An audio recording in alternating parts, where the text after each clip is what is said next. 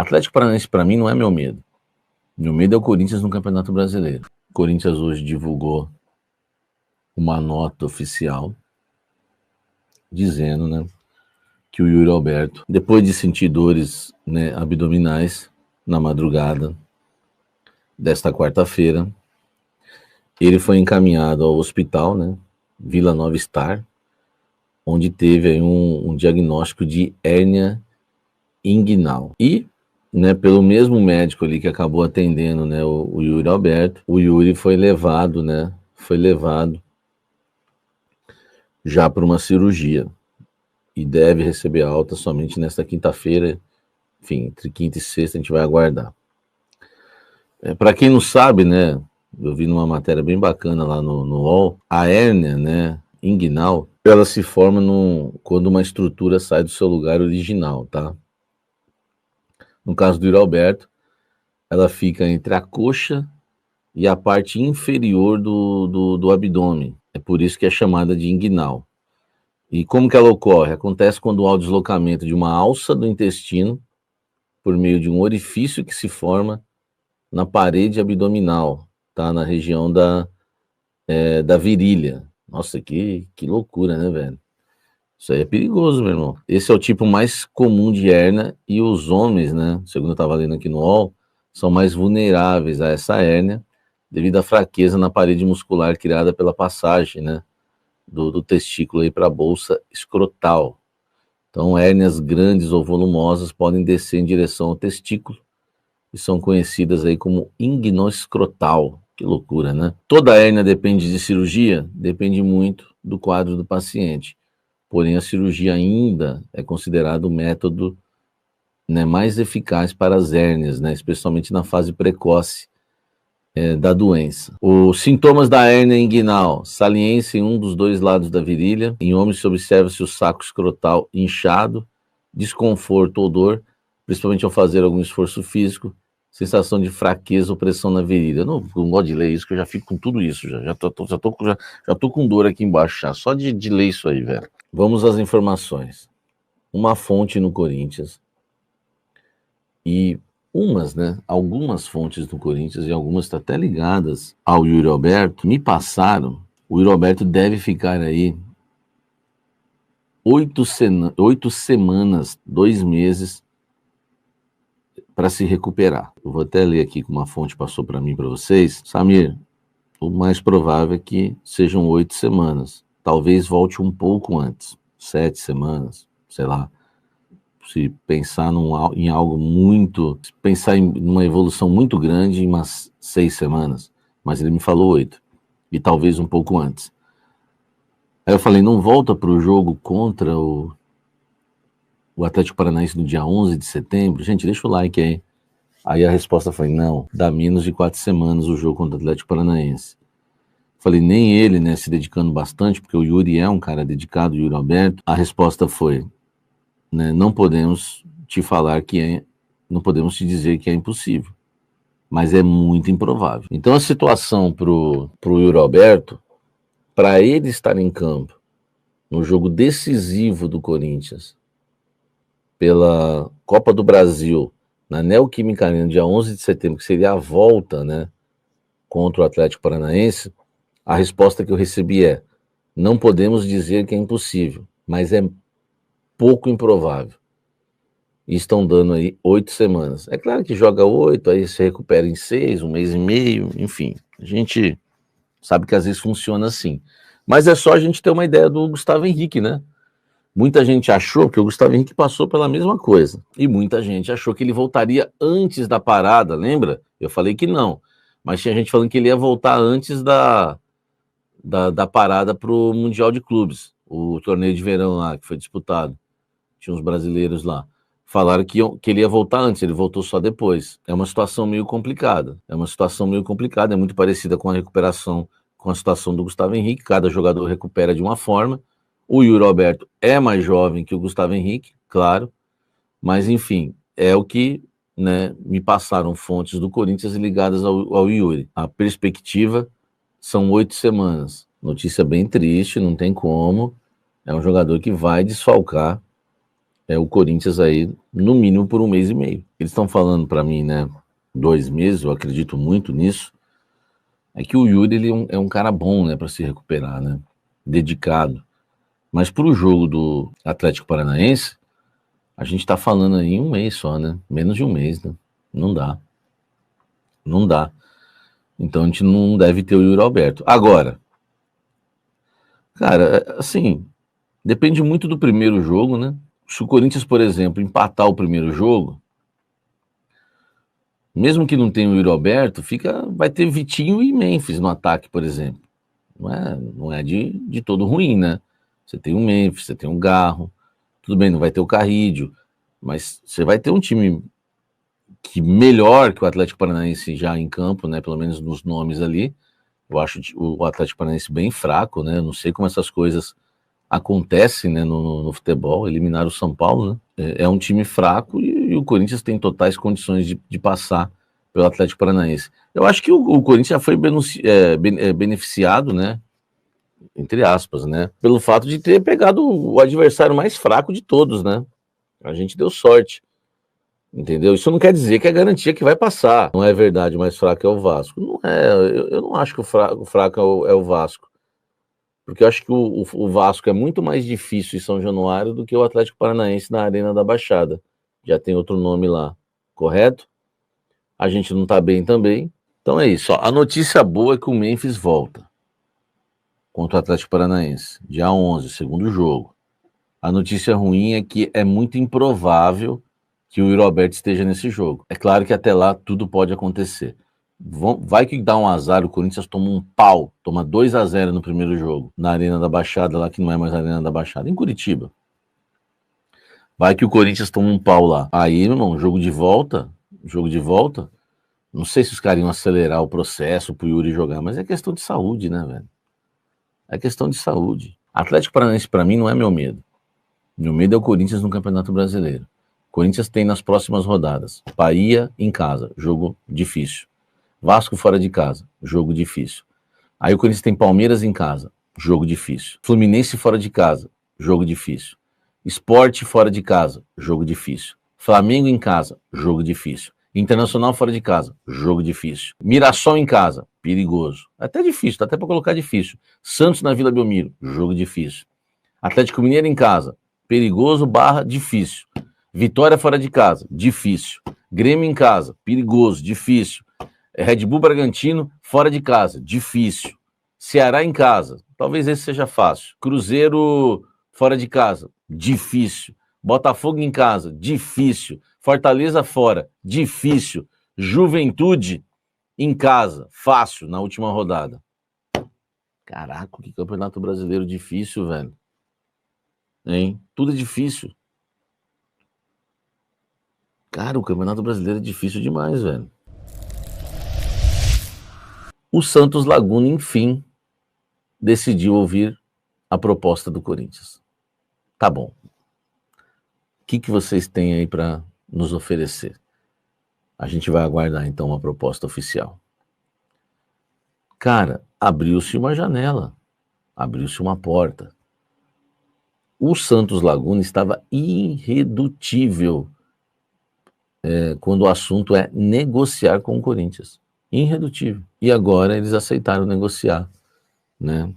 Estão aí agora mais solícitos, a situação melhorou, a conversa melhorou, e o Osmar Stabile, inclusive, se precisar ir para o México vai, mas talvez nem precise, mas pelo menos agora tem uma conversa, tem uma negociação.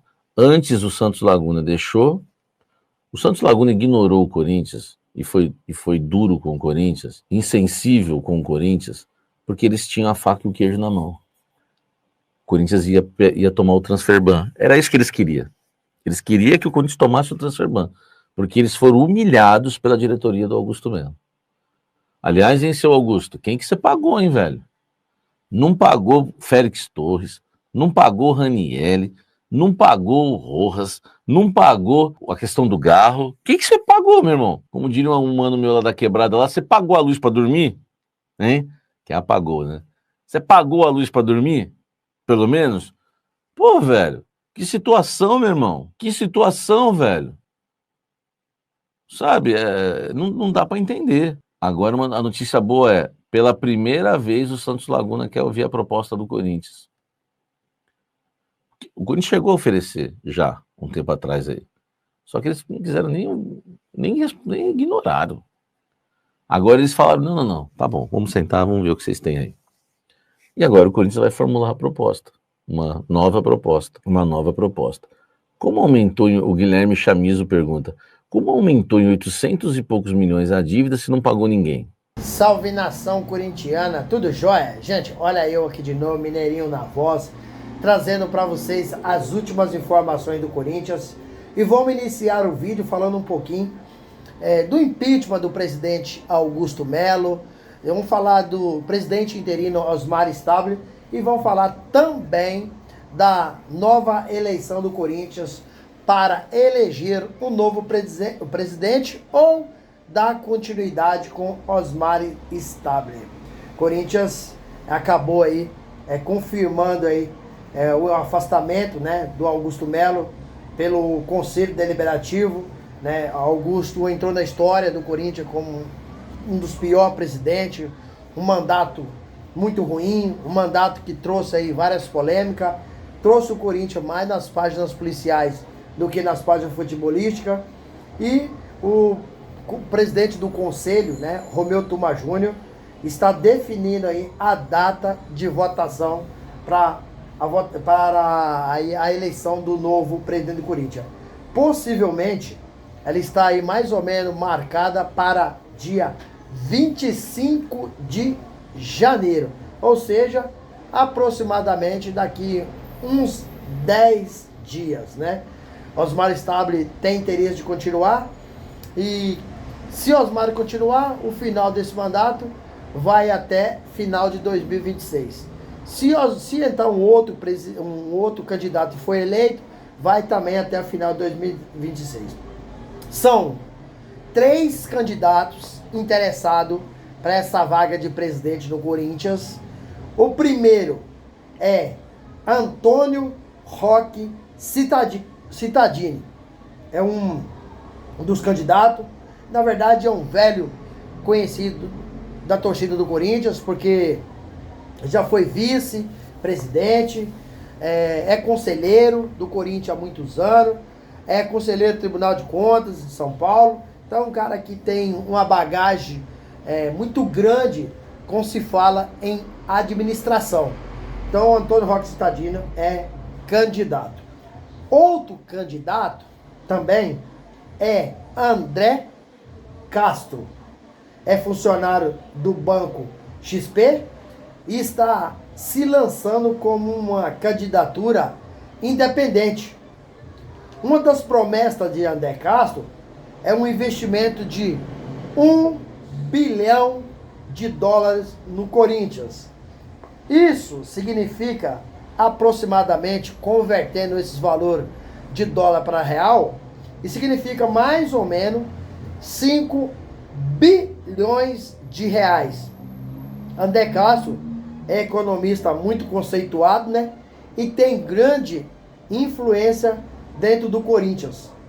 Esse patrocínio que o André Castro está falando, ele seria para um patrocínio master, esse seria para o Navy Wright e seria também para o CT Dr. Joaquim Grava.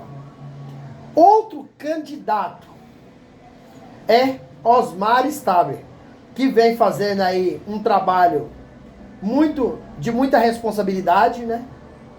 E ele, em várias entrevistas, já disse que tem interesse em continuar.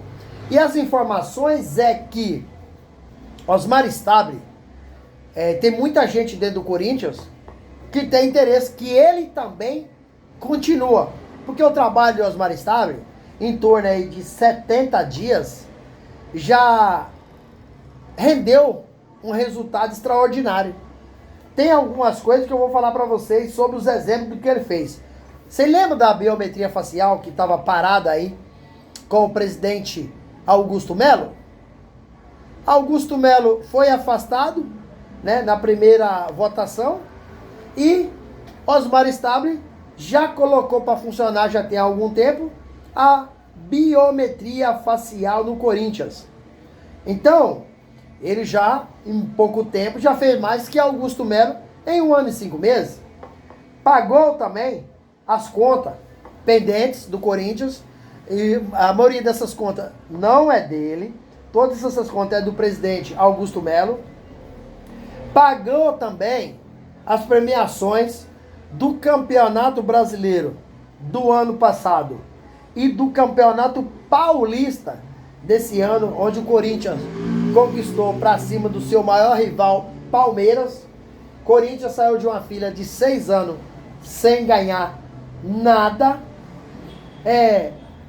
Osmar Stable também cortou gasto na base, acabando com o Sub-16 e Sub-18 e fortalecendo o Sub-17 e Sub-20, a contrário de Augusto Melo, que pegou e contratou 87 jogadores para a base. Osmar Stable demitiu praticamente todos os jogadores. Cerca aí, além de acabar com a Sub-16 e Sub-18, só com os jogadores que Augusto contratou, o Osmar Stable já mandou quase 40 embora.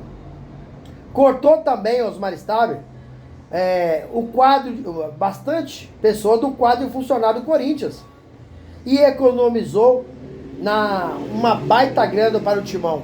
Lembrando que o Corinthians tinha em torno de 1.400 funcionários e tinha uma folha salarial mensal de 44 milhões.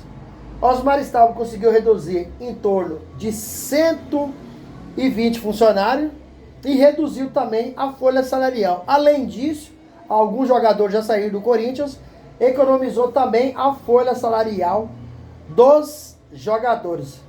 Lembrando que Osmar Stable, mostrou interesse total em continuar na presidência do Corinthians e ele tem ganhado muito apoio. E aí, fiel, o que vocês acham?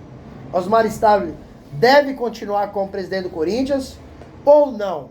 Use espaço para você registrar seu comentário. Vamos mudar de assunto. Vamos falar um pouquinho de Vitinho. O Corinthians acabou ontem apresentando o Vitinho. O Vitinho concedeu sua primeira entrevista e falou da sua dificuldade de jogar, porque tem 2 meses que está parado. Vitinho que acabou recebendo uma proposta do Fluminense, mas optou para jogar no Corinthians. Vitinho que gostava muito de uma noite, uma baladinha, agora mudou de religião, é um cara que está focado nas coisas de Deus. Então ele falou que hoje é outra pessoa e quer fazer história no Corinthians. Porém, ele não jogará sábado contra o Vitória, porque precisa pegar aí uma preparação física. Corinthians, Vitinho não tem bons números. Recentemente ele jogou 23 jogos, fez 7 gols, e 8 assistências. Então, para um atacante, é pouco. Corinthians, na verdade, ultimamente, o Corinthians tem feito péssimas contratações. Vitinho, não vou dizer que é um jogador ruim, mas pagar 850 mil por mês para Vitinho, acho que o Corinthians conseguiria contratar um jogador bem melhor. O Corinthians já contratou, que não deu certo no Corinthians, Hugo lateral esquerdo, Igor Coronado, Diego Palácio, Kaká, Romero voltou. Então o Corinthians ultimamente está sem crédito para fazer contratação. O Corinthians hoje é um clube cheio de polêmica, sem aí precedente, com muitos escândalos, cartão corporativo, sem falar no indiciamento da Polícia Civil com Augusto Melo. O Ministério Público ofereceu denúncia, a Justiça acatou e Augusto Melo acabou virando réu dentro do processo pelos crimes de associação criminosa, lavagem de dinheiro e furto qualificado. Então hoje o Corinthians é um time que aparece muito mais nas páginas policiais. Time não, a gestão do Corinthians, porque é uma lambança total do Corinthians, e eu espero que isso venha a mudar, porque se continuar assim, cada vez o Corinthians vai se afundar um pouco mais, porque é um clube está super endividado, não tem dinheiro, né, para fazer boas contratações. Agora tem o risco de sofrer aí, né, na iminência de sofrer o transfer ban pelo Santos Laguna do México. O Corinthians não pagou o zagueiro Félix Torres a contratação de 34 milhões. Então o Corinthians vive aí uma decadência nos últimos anos e não deveria. Por quê? Arrecadação tem, faturamento tem tudo isso e muito mais. O que o Corinthians não tem há alguns anos é gestão. A gestão do Corinthians é pífia. A gestão do Corinthians é desastrosa. A gestão do Corinthians é vexatória. A gestão do Corinthians é vergonhosa. E aí, fiel, o que vocês acharam de todas essas informações? Use o espaço aqui no vídeo para você registrar seu comentário. Deixa o like para o YouTube entender que vocês estão gostando do conteúdo e recomendar nosso vídeo para toda a nação. E deixe também a inscrição na comunidade para a gente continuar crescendo juntos. Sem mais delongas, até o próximo vídeo. Tchau, tchau.